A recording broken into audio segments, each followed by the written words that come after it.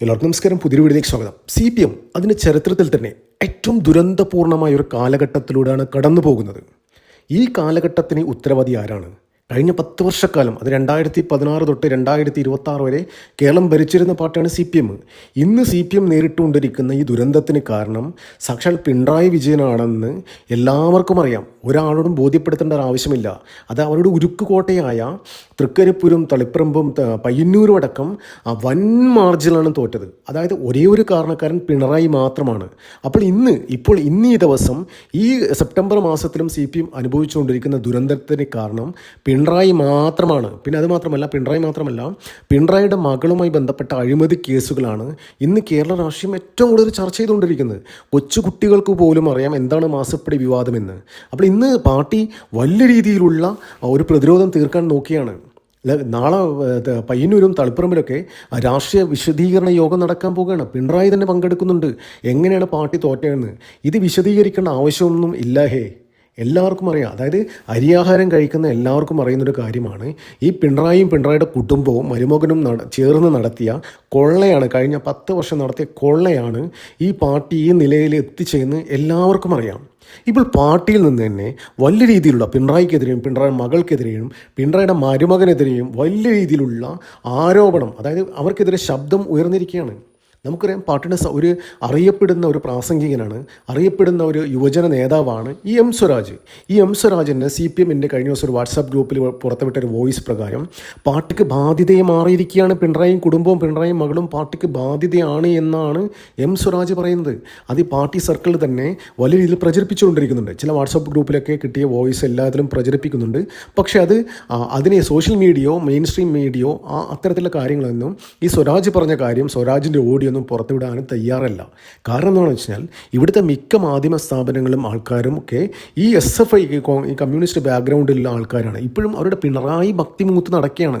കഴിഞ്ഞ ദിവസം MV ഗോവിന്ദൻ എന്ന് പറയുന്ന അപ്പം ഗോവിന്ദൻ ഉണ്ടല്ലോ, ഈ അപ്പം ഗോവിന്ദൻ കോഴിക്കോട് ഒരു വിശദീകരണ യോഗത്തിലൊരു കാര്യം പറയുണ്ടായി. അതായത് നമ്മുടെ 35 MLA മാർ രാജിവെച്ചാൽ തീരുന്ന ഭരണകൂടമാണ് കേരളത്തിൽ VD സതീശൻ്റെ. ഇയാൾ ഏത് കോത്താഴത്തിലെ മനുഷ്യനാണോ? ഇയാൾ ആരെയും പൊട്ടനാക്കുന്നത്? നമ്മളൊന്നും മറ്റെന്താ പറയണ്ടത്, പണ്ട് ഒന്നുമില്ലാത്ത കാലഘട്ടത്തിൽ ഈ ഒരു സോഷ്യൽ മീഡിയയോ വിഷ്വൽ മീഡിയ ഒന്നും ഇല്ലാത്ത കാലഘട്ടത്തിലല്ല ജീവിക്കുന്നത്. ഇപ്പോൾ ലോകത്തിൽ എന്ത് നടന്നു കഴിഞ്ഞു കഴിഞ്ഞാലും അപ്പം തന്നെ അതിൻ്റെ വിഷ്വൽസ് എല്ലാവരുടെയും വിരൽത്തുമ്പിൽ കിട്ടുന്നുണ്ട്. ഡൊണാൾഡ് ട്രംപ് എന്ത് പറയുന്നു? ഡൊണാൾഡ് ട്രംപിൻ്റെ ശ്വാസത്തിൽ ഡൊണാൾഡ് ട്രംപ് അയാൾ നടത്തിയ ഒരു പ്രസ്താവന പോലും അതിൻ്റെ മോഡുലേഷൻ വ്യത്യാസം ഉണ്ടായാൽ പോലും അയാൾ എന്താണ് ഉദ്ദേശിച്ചതെന്ന് ആൾക്കാർ പറഞ്ഞു തരാൻ ഇപ്പോഴും സോഷ്യൽ മീഡിയയിൽ ആൾക്കാരുണ്ട്. അത്തരത്തിൽ കാലഘട്ടത്തിലാണ് ഇപ്പോൾ ജീവിക്കുന്നത്. അപ്പോൾ അത്തരത്തിലുള്ള ഒരു ഇതിലാണ് ഈ CPMനെ പോലുള്ള ഈ പിണറായി വിജയനെ താങ്ങി നടക്കുന്ന അപ്പം ഗോവിന്ദനും ഇവരൊക്കെ ഇങ്ങനെ പറഞ്ഞുകൊണ്ടിരിക്കുന്നത്. അതായത് നമ്മൾ തോറ്റിട്ടില്ല, തോറ്റത് ഇവിടുത്തെ കേരളത്തിലെ ജനങ്ങളാണ് എന്നാണ് പറയുന്നത്. ഇത് മുമ്പ് സ്വരാജ് പറഞ്ഞ കാര്യമാണ്. അപ്പോൾ ഈ എം സ്വരാജിനെ പോലുള്ള പാർട്ടിയിലെ ജനങ്ങൾക്ക്, അതായത് പാർട്ടിക്കാർക്ക് ഇഷ്ടമുള്ളൊരു നേതാവാണ് എം സ്വരാജ്. ആ എം സ്വരാജാണ് ഈ കഴിഞ്ഞ 10 വർഷക്കാലം ഈ പിണറായി വിജയനും മകൾ വീണാ വിജയനും മരുമകനായ മുഹമ്മദ് റിയാസും പാർട്ടി ഉപയോഗിച്ചിട്ട് എത്രത്തോളം കോടികൾ അമുക്കി എന്ന രീതിയിലുള്ള വോയിസാണ് ഇപ്പോൾ പാർട്ടി ഗ്രൂപ്പിലേക്ക് കറങ്ങി നടക്കുന്നത്. ഇത് വലിയ രീതിയിലുള്ള ചർച്ചയ്ക്ക് വഴിവെക്കും. ഇത് കേരളത്തിലെ മാധ്യമങ്ങൾ എത്രത്തോളം ഇത് ചർച്ച ചെയ്യുന്നു കണ്ടറിയേണ്ടിയിരിക്കുന്നു. എന്ത് തന്നെയാലും ഈ എം സ്വരാജ് പറഞ്ഞ കാര്യം വലിയ രീതിയിൽ പൊതുസമൂഹത്തിന് ബോധ്യമുള്ള കാര്യമാണ്. ഒന്ന് ആലോചിച്ച് നോക്കിയേ. കഴിഞ്ഞ 10 വർഷക്കാലമായിട്ട് CPM ഭരിച്ചു. ആർക്കാണ് വികസനം ഉണ്ടായത്? മരുമകനും ഈ മകൾക്കും പിണറായിയുടെ അക്കൗണ്ടിനും അല്ലാതെ വേറെ ആർക്കാണ് ഇവിടെ വികസനം ഉണ്ടായത്?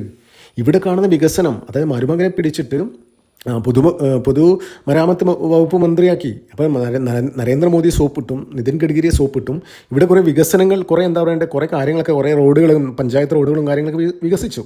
അപ്പോൾ ഈ നമ്മുടെ നാഷണൽ ഹൈവേ ഒരിക്കലും ഇവിടുത്തെ സ്റ്റേറ്റ് ഗവൺമെൻറ് പങ്കില്ല കേരളത്തിൽ. നിതിൻ ഗഡ്കരി തന്നെ പാർലമെൻറ്റിൽ ഒഫീഷ്യലി പറഞ്ഞിട്ടുണ്ടായിരുന്നു, നമ്മൾ നേരത്തെ 50-50 ആയിരുന്നു കരാറ്. 50% കേന്ദ്ര ഗവൺമെൻറ്റും 50% സ്റ്റേറ്റ് ഗവൺമെൻറ്റും കൊടുക്കുമെന്ന രീതിയിലായിരുന്നു.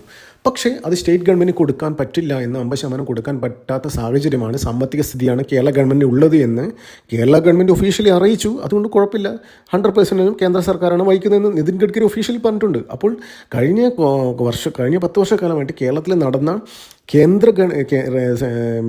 ദേശീയ വികസന പാതയിൽ കേരളത്തിന് ഒരു പങ്കുമില്ലെന്നേ. അതിനാണ് ഇവിടെ ഫ്ലക്സ് വെച്ചിട്ട് വലിയ ആഘോഷങ്ങളും കാര്യങ്ങളൊക്കെ. വെറുതെയല്ല പിണറായി വിജയൻ ഈ മരുമകനെ പിടിച്ചിട്ട് പൊതുമരാമത്ത് വകുപ്പ് മന്ത്രിയാക്കിയതും. ഇവിടെ എന്തെങ്കിലും വികസനം നടന്നിട്ടുണ്ടെങ്കിൽ അത് കേന്ദ്ര സർക്കാരിൻ്റെ മാത്രം ഫണ്ട് കൊണ്ടാണ്. ഈ കേരള ഗവൺമെൻറ് എന്താണ് ഉണ്ടാക്കിയത്? ഈ കേരള ഗവൺമെൻറ് എന്ന് വെച്ച് കഴിഞ്ഞാൽ ഇവിടെ കിട്ടുന്ന പൈസയും റവന്യൂ ഒക്കെ ഇവന്മാർ അടിച്ചു കൊണ്ടുപോകല്ലേ. കഴിഞ്ഞ ദിവസം ഒരു വലിയ ട്രോള് കണ്ടു. അതായത് പിണറായി വിജയൻ എന്ന് പറയുന്ന അപ്പൻ, വീണയുടെ അപ്പൻ ഇവിടുന്ന് കാശ് ഉണ്ടാക്കും, സമ്പാദിക്കും. ഈ കാശ് മകൾ ദുബായിലെത്തിക്കും. ദുബായിലെത്തിച്ചു കഴിഞ്ഞാൽ അവിടെ മകനുണ്ട്. മകൻ ആ കാശുകളൊക്കെ അമേരിക്കയിലും പല ഭാഗത്ത് ഇൻവെസ്റ്റ്മെൻറ്റ് ചെയ്യും, ഡെപ്പോസിറ്റ് ചെയ്യും, FD ഇടും. ഇതൊക്കെയാണ് ചെയ്തുകൊണ്ടിരിക്കുന്നത് കേരളത്തിൽ. അതിനിടയിൽ മരുമകൻ്റെ ലീലാവിലാസവും. മരുമകനെ സംബന്ധിച്ചിടത്തോളം മരുമകൻ്റെ അമ്മാമൻ ഫാരീസ് അബൂബക്കർ, VS അച്യുതാനന്ദൻ പറഞ്ഞ മാതിരി വെറുക്കപ്പെട്ടവനായ വ്യവസായി ഇയാളാണ് ഈ മുഹമ്മദ് റിയാസിൻ്റെ അമ്മാവൻ. ഈ ഫാരീസ് അബൂബക്കറായിരുന്നു കഴിഞ്ഞ കുറേ കാലം എന്താ പറയുക കേരളം ഭരിച്ചുകൊണ്ടിരുന്നത്. കഴിഞ്ഞ 10 വർഷക്കാലം ഫാരീസ് അബൂബക്കറിൻ്റെ ബിനാമിയാണ് ഇളമരം കരീം. ഈ ഇളമരം കരീമും ഫാരീസ് അബൂബക്കറും മുഹമ്മദ് റിയാസൊക്കെ ചേർന്നിട്ടാണ് കേരളം കൊള്ളയടിച്ചത്.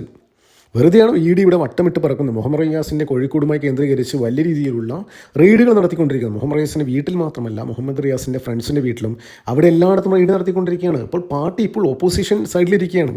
അപ്പോൾ ഓപ്പോസിഷൻ സൈഡിലിരിക്കുമ്പോഴും പാർട്ടി വലിയ രീതിയിൽ അണികൾ ചോദിക്കുന്നു, എന്താണ് ഇവിടെ കേന്ദ്ര അന്വേഷണ ഏജൻസികൾ ചോദിക്കുന്ന ചോദ്യത്തിന് ഉത്തരം പറയാനേ, ഒന്നും വേണ്ട.